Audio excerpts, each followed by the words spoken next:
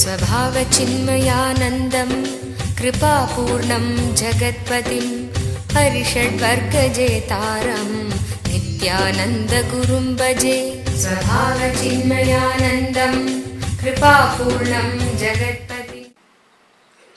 Can anybody become the master, or he is the chosen one?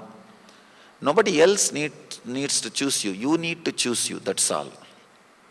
Understand, fortunately, masters are not chosen democratic way. Nobody need to vote for you. All you need to do is, you need to vote for you, that's all. You need to choose you. Nobody else need to choose you. Just decide consciously, from today, I am going to live the reality, the truth of my being. That is the decision.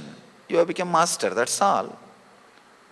I always tell people, when I say I became enlightened on a particular day, do not think something has happened in my system. Of course, something has happened, but that is not the actual main thing I want to convey. First thing, what happened? Very consciously I decided, let me live my enlightenment. Because I decided, as an after effect, as a side effect, something has started happening in my body and mind. But people are always thinking, first that experience should happen, then you will decide. No. First the decision has to happen, then experience happens. So nobody else needs to choose you. Just you choose yourself. That is the best thing. Fortunately, there is no election for choosing the masters. In yesterday's meditation, I felt strong concentration between the eyebrows and vibration in the spine. Is this normal? Yes. Wonderful. You really had a good meditation. Vibration in the spine means the part of the Kundalini energy gets awakened. That is good experience. Somebody has written a question in Tamil. I may not be able to answer that, so I'll answer the other questions.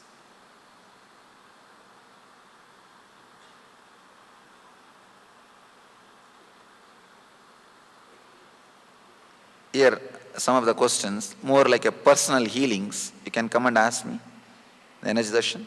I am answering the questions which are directly related to the subject I have spoken.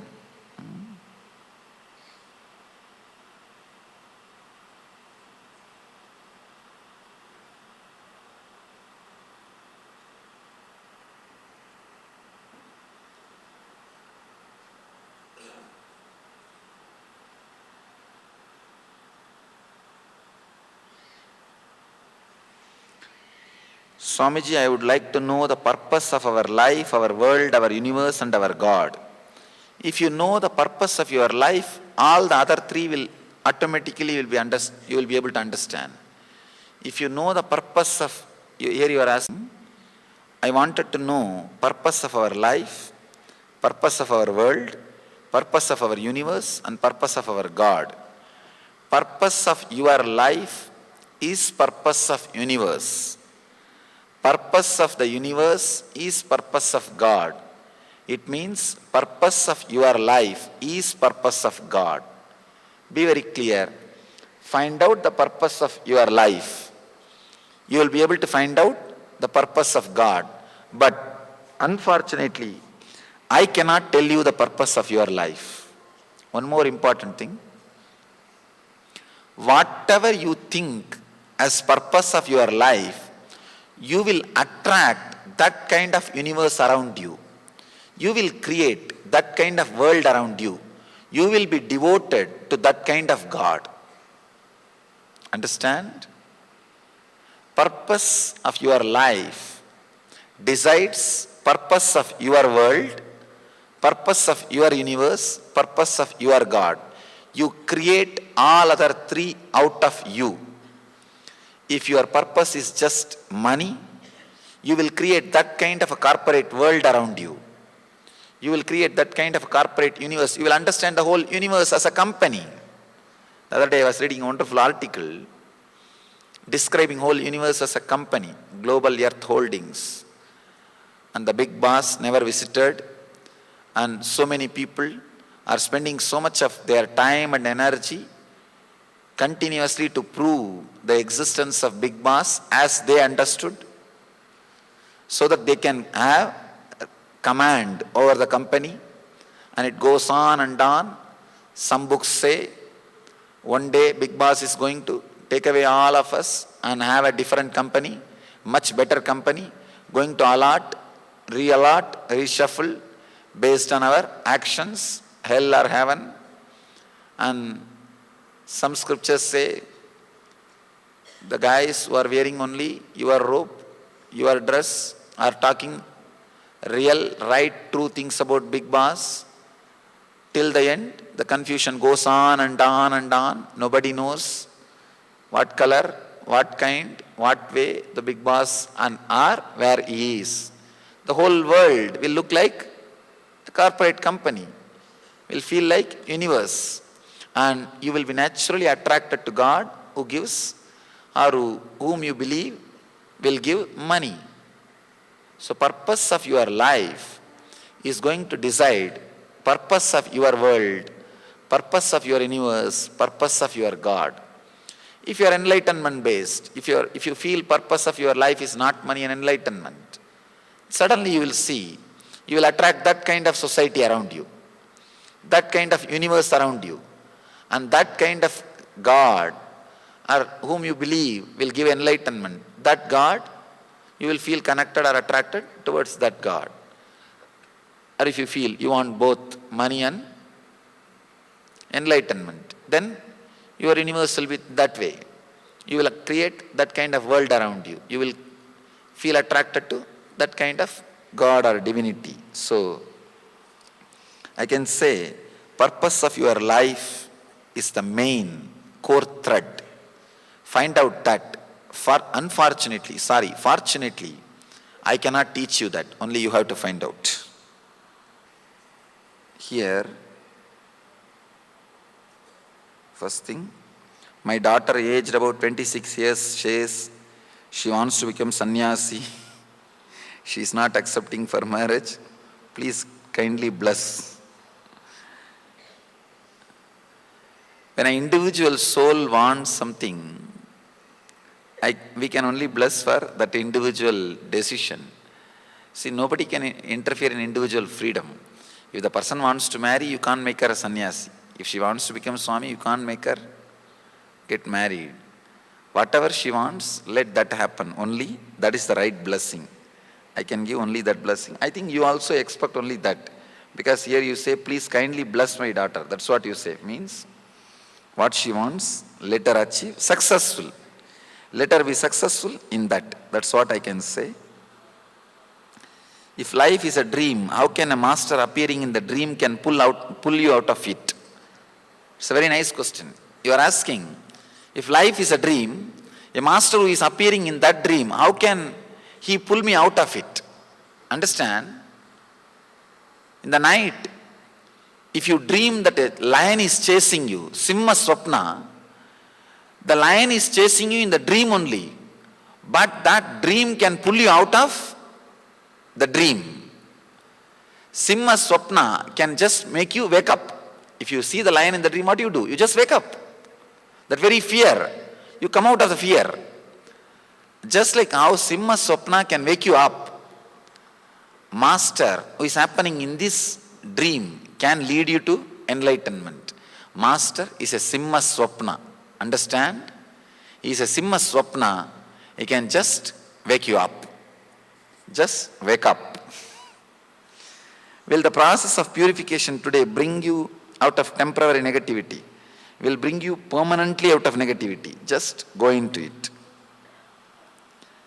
When my master cleared my samskaras and take care of me, my only duty is to do what he has told me. Not all this confusion about the layers. It is too much for a stupid disciple like me. Surrendering to master is all I have done. Understand?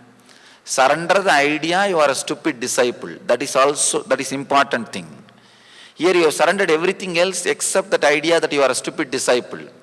Surrender the idea you are a stupid disciple, then you will be able to understand whatever I said. You will not say, this is too much. People come and tell me, Swamiji, I will do whatever you say, but not all this meditation. What do you mean? Meditation is what I am saying you to do. So do that. Only then, otherwise it is self-contradictory. Surrender to me. Guru Bhakti is supposed to lead you to Atma Bhakti. That's the reason for Guru Bhakti.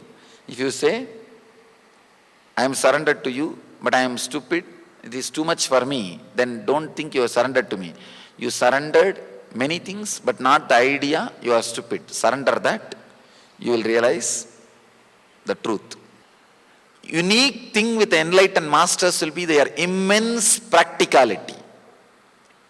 With philosophers, that will be missing. Actually, to become philosopher, you don't need anything. You don't need intelligence. I can give you just 2-3 tips how to become philosopher. Talk all big problems in an elaborate way. Second, try to teach or give solutions which you can never practice or you are never able to practice. Third thing, an important thing, never end a book or end your statement with a clarity. These 2-3 ideas if you follow, you can become philosopher from today. I always tell people, when people come and tell me, I have too much worries, what to do, Swamiji, I tell them just worry and suffer. Suffering will teach. They think I will give them some consolation. Consolation is the worst nonsensical thing to delay your growth. Just suffer. Suffering is powerful enough to teach. I have seen. Suffering is see, either be intelligent and learn from master, or suffer, life will teach you, that's all. It's a little hard way, but no problem. Just suffer, life will teach. So, do not try to avoid suffering. When you decide, I had to suffer, then naturally you will see, even 1 or 2 simple teachings, your mind will start picking up and start practicing. Usually when people come and ask me, I am worrying too much, give me some way. If I give them some meditation, they will say, oh, I don't know how to practice this meditation. And if I give them some proper technique, after 1 month they will come and tell, now I have one more worry, I am not able to practice meditation. They will only add more and more worries because their very tendency, basic structure is worrying. Nothing can be done. I tell them, just suffer. Just suffer. Then they start getting defended. What? How dare you tell me suffer? I will come out of suffering. I tell them, this is what I wanted, please come out.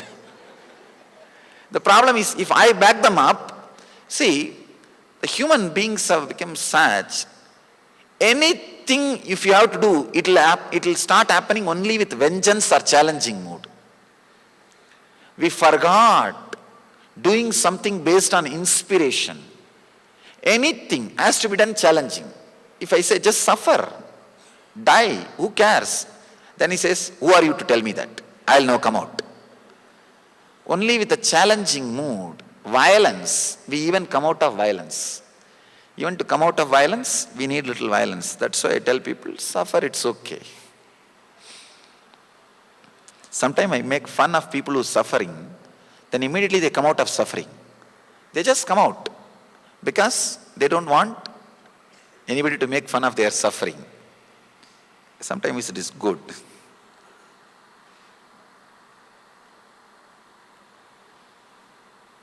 During the course of your discourse, you said one can only reach the 4th stage, and beyond that one needs the bliss of Guru. I did not say bliss, presence of a Guru. Why is it so? Whether an ordinary person like me desires to achieve to go beyond 4th stage, is it possible even with mundane attachments? What do you think you are doing? Now have you given up everything to come and sit here? No. Now you can go into the 5th stage or beyond 4th stage. See, when I said that statement, it was a technical detail. Sometimes People think everything can happen just by their effort. Just to tell that way it does not happen, I told you. But otherwise, you don't need to do anything else much. Just work on this fourth state. You will see the fifth state will become automatically cleansed. Before even working on this fourth, already they started worrying about the fifth. I have always seen these people. All right, to cleanse the fourth and work on the fourth, how many years it will take, I don't know. The moment there is something which I said you can't do, immediately where attention goes, it goes, no, I should do only that. I should do only that. That is why many times I tell, you can't do meditation. That is only for intelligent people. Immediately they start doing. They just want to prove. Anyhow.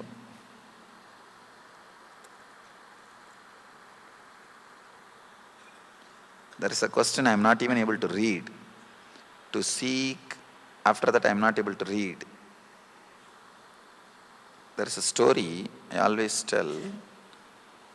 One guy gave an ad in the newspaper, local newspaper. We need a person as a manager, for manager post, who knows how to read and write French. One application came. I can read but I can't write. I can write but I can't read. This guy was surprised. Who is this guy who says, I can write but I can't read? He calls that guy for interview. That guy comes. This guy who is interviewing, he says, I want a manager who knows how to read and write French. This guy says, I already applied. I told you clearly in my application, I can write but I can't read. This guy says, please write. He wrote something. This guy picked up and saw the paper. He is not able to understand anything. He said, what you wrote?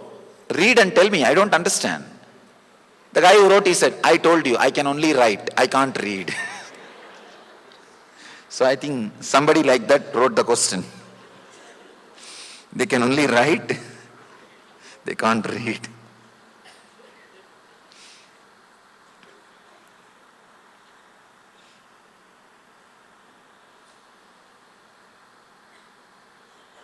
I don't know what is the purpose of my life. I feel good to bring smiles on the face of needy people. But I don't know what is the purpose of my life. How to know that? I can tell you, first bring smile on your face. That's the purpose of your life. Then let that smile overflow and bring smile on every other person's face. If you don't have smile on your face and you are trying to bring it on others' face, in the name of service, you will be expressing and you will be just putting your ego, imposing your ego on others. A small story. NCC teacher, he told all his NCC students, every day you guys should do one good activity and come back and report. One day 3 boys stood up and said, sir, today we helped an old lady to cross the road. Teacher said, for that you don't need 3 students. 3 persons are not needed to make one lady cross the road. This guy said, yes sir, it took 3 persons because she doesn't want to cross. Understand? Many times your service ends in imposing your ego. So let you bring smile on your face, a deep contentment, settlement. I always tell people, if you can solve all the problems of your life just by your knowledge weapons, shastras, inner clarity with inner healing, then start doing service. First thing you need to do is solve your life by having the clarity about Jiva, Ishvara, Jiva, Jagat and Ishvara. Jiva is self, Jagat is world, Ishvara is God, source of world and self. Then start doing service. Till then, work intensely for this. How does one identify self-healing clarity? The self-healing clarity, the inner healing is so powerful, it will release so much of peace in you, clarity in you. Suddenly you will see the problem with which you are pondering, worrying, confusing, planning disappears. And you are in that restful awareness. You are in that deep state of rest. That is the way you can identify the inner healing. When I witness no thoughts, when mind is thinking, I can't witness. Mind can do only one thing at one time. How can I witness when thought is coming? Why are you creating problem? If you say when you witness there is no thoughts, just celebrate you are in thoughtless state. Enjoy, you are in thoughtless state. Why do you think you should have thoughts and you should witness? You are only creating more problem. If you think, when you witness, you don't have thoughts, that is what we want. Just be relaxed. Do not bother about thinking. Let you be constantly in the witnessing mood. Somebody is asking, how do we practice these three techniques? In order, how long every day? The technique which I gave yesterday and which we are doing today, both you can use when needed. But the technique we are going to do tomorrow, that only I recommend you to do every day. Here is a wonderful question. A lot of what you speak and demonstrate is indeed true and sharply laser-like. However, in the Indian context, when you speak of tradition or a lack of practice of tradition, don't you think we have not understood tradition? Also, is there not a misuse of outer systems of tradition for power that have rendered our psychology and disempowered? Compartmentalizations of spiritual, material, sexual, all disconnected. First thing, I don't think the outer systems of traditions have been used or misused for power as much as you are told. Maybe any system, when it is used by an uninspired personality, the system will be misused. Any system. So in the spirituality also, maybe one or two uninspired people entered, and the system might have been misused by one or two people, but that does not mean the whole system is a failure, and you have been told too many times about that one or two mistakes. See, in any system, whether it is political or social or economical, in any system, the amount of abuse or misuse happening, even if you know, you don't go for alternative. And you are told very less amount of the mistakes and abuse happens in those systems. But unfortunately, about tradition and spirituality, I think you have been given too much of information about two small things. And you start thinking of replacing or alternative. That is where the difficulty starts. I do not think so much problem has happened as you are taught or told. Your teaching focuses on the divinity inside each one of us, that each one of us connect with our consciousness. Then how is it that your followers chant your name? How does that help? You have to ask them, not me. At least I don't chant. Two things. There are so many things related to this question. First thing, I don't feel connected to this name. That's the reason I don't bother, or I don't feel pride when they chant, or I don't feel that something like fulfilling when they chant. No. Second thing, maybe my name has become now a brand name for my philosophy. Understand? It's like if you remember a particular shop's name, you remember all the products available in the shop. Same way, for my disciples, maybe my name has become a center word for all the teachings which they received from me, to remind themselves all the teachings which they received from me. Maybe remembering my name will be useful sometime. That's the reason they may be using. That's all the reason I can find or I can analyze. More than that, only they can tell. If my teachings, if the repeating my name helps you to remember my teachings, then perfectly all right. Otherwise, don't do. Otherwise, better remember your name. That's good for you. If it helps you, inspires you to remember my teachings and experience, then you can remember my name. Don't bother. And another one thing, if you feel like remembering the name, remember. Otherwise, don't bother. Don't worry about why they are remembering. It is their headache. They may be feeling helped, and let them remember sometime. There's a beautiful incident in Ramana Maharshi's life. Every Saturday, in front of his presence, in his presence, they will chant Ramana Sadguru. Ramana Maharshi's name as a song. He himself will sit and enjoy. Somebody, what kind of enlightened being you are? You are enjoying your own name being chanted.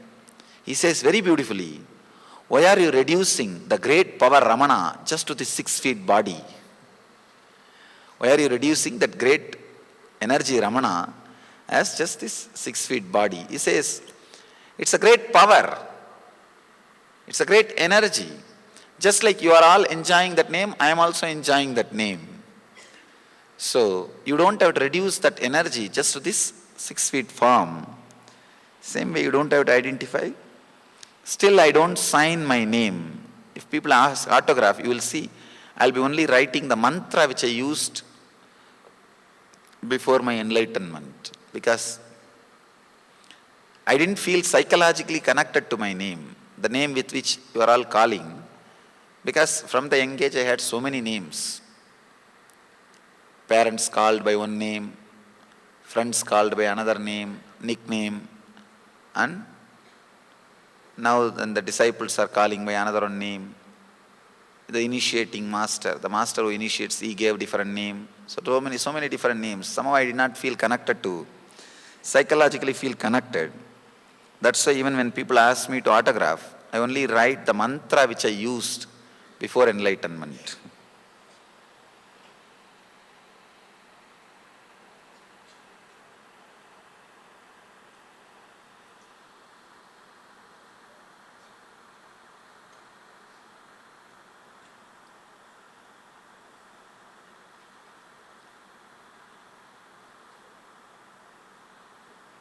I think it is time we enter into meditation, maybe, because many of these questions will disappear in the process. Again, I will take up a few questions. I'll answer, because there are some questions which can disappear just going through this meditation. Let us finish, then we will see the remaining questions if time permits. Shivo